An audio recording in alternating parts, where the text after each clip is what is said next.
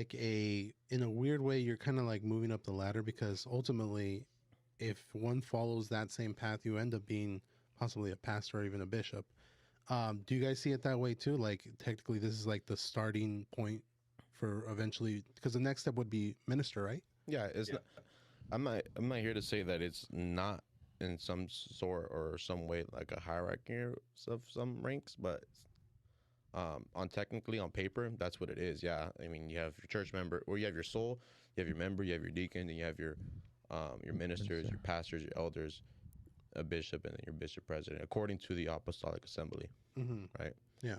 So in a sense, yeah, you're right. But I try not to, or at least for me, I try not to let it get to my head.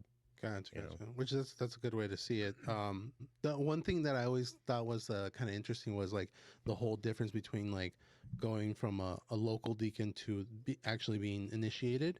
And I think the best way, because I think I talked to, I don't know if it was pastor, that mentioned that it's kind of like it's a little bit of a like we're just setting you aside so that you once the time comes for you to be initiated, you become a deacon like officially, versus being a local deacon. It's like it's just the beginning process of it. Yeah.